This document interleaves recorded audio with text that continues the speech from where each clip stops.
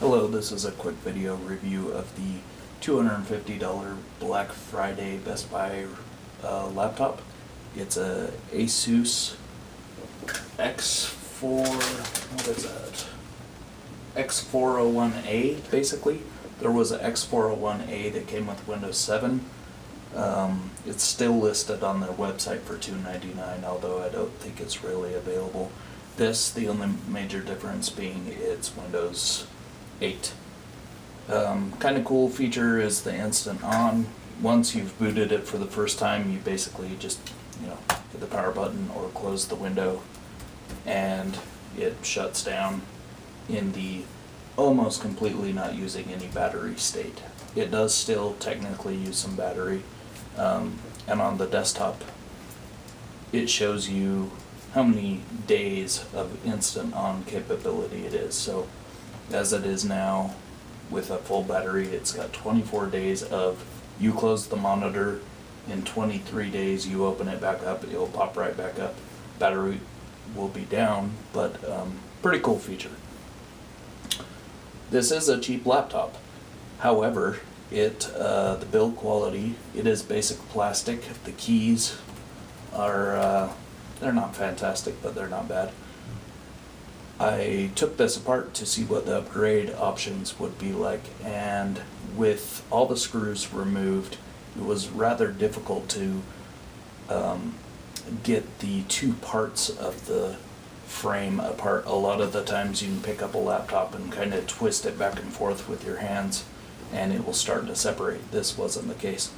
It's not it's not heavy by any means. It's not real light. It's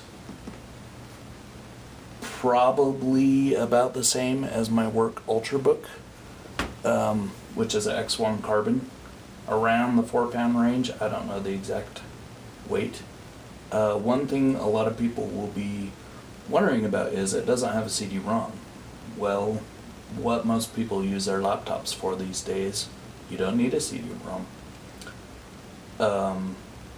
A lot of people ask me what I recommend they should get as far as a new computer. And most of the time, depending on what they're doing, I suggest they go buy a cheap Best Buy laptop for a few $100s and then use it for a couple of years. In a couple of years, buy another one for a few $100s.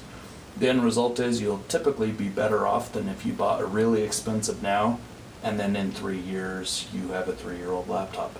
Whereas a brand new laptop in 3 years will be cheaper, faster, better, etc. The speakers aren't great. They're not too bad. They're kind of, I would say the sound quality at max volume is pretty good, but max volume isn't all that loud. The brightness, screen, it's okay. Nothing fantastic, but again, this is a $250 laptop. Best Buy hiked the price up to $500 so that they could put it on sale for Black Friday for $250, but really it's a $300-ish laptop. I was surprised at how good the CPU and memory and stuff are rated in the Windows Experience Index. It's 4.4, which I was expecting the overall score to be in the 3s. The interesting thing being that the dual-core Intel CPU, it's not a Core I model, but it's a dual-core. Scores a 6.3, 5.9 for the memory. The lowest score is a 4.4 for desktop graphics. Really, that's more than adequate for surfing the web and basic games even that don't use 3D acceleration. 3D gaming's 5.5 and the hard drive is 5.8, which I'm surprised at, honestly. This has a 5400 RPM, 320 gig slow laptop hard drive. It's slow. When you load applications for the first time, it is actually slow. It is a slow laptop. Or not laptop, but it's a slow hard drive. So keep that in mind.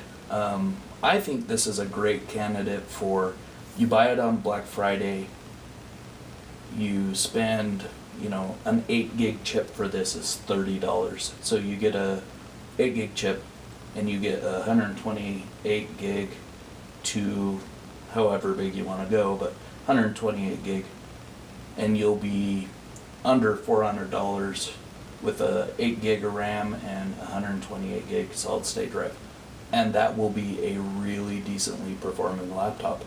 The only downside to this really at this point in my mind is the slow hard drive. It comes with some Asus, what I would call bloat, not so much in the tile interface, but in the normal desktop. It'll pull you down to this sometimes when it wants to install updates.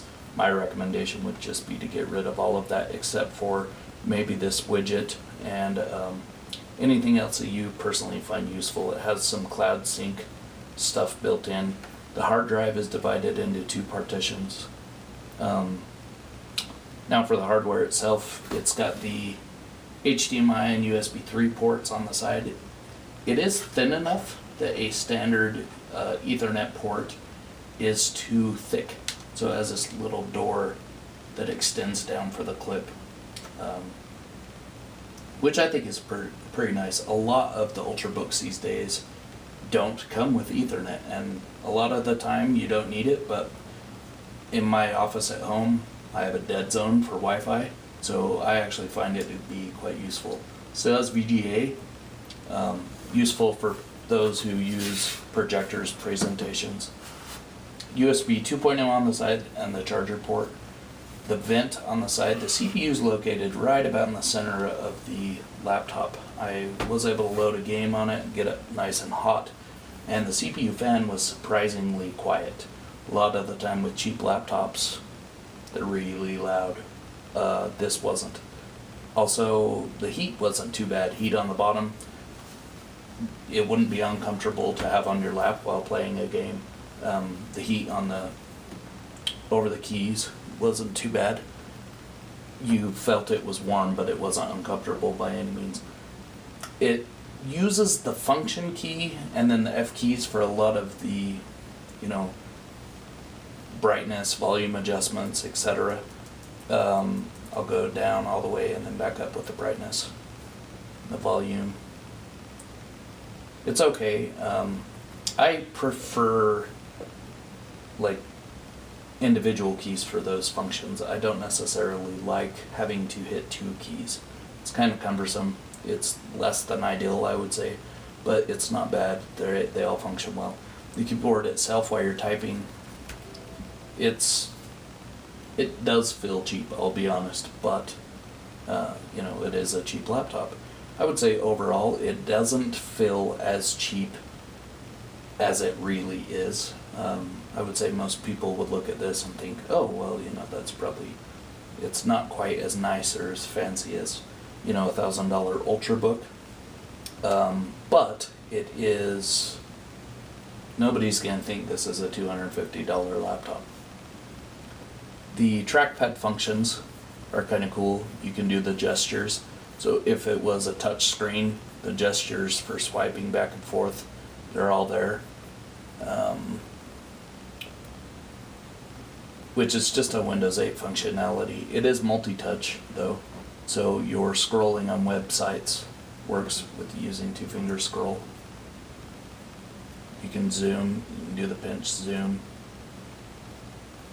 So I don't use that functionality myself too much, but it is there and it works well. So the comparisons, let me compare this to my work laptop.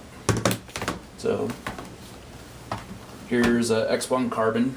It's about a $1,200 laptop. I think it's got an i5 and 8 gigs of RAM and a solid state drive. If you upgrade this, I took some pictures and I'll kind of mention some steps on what you need to do. But if you upgrade this with a, oops, webcam dropped.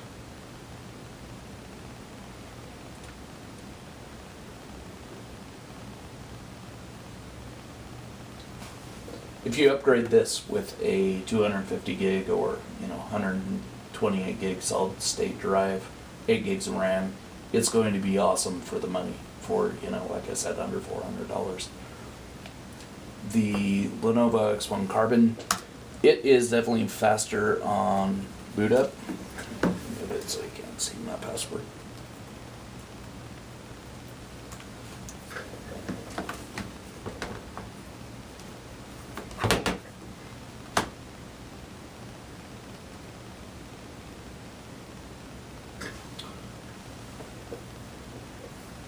But here's the Windows Experience Index for you. Let me get them up side by side so you can compare. It's a 5.4, which is the lowest score, as you probably all know.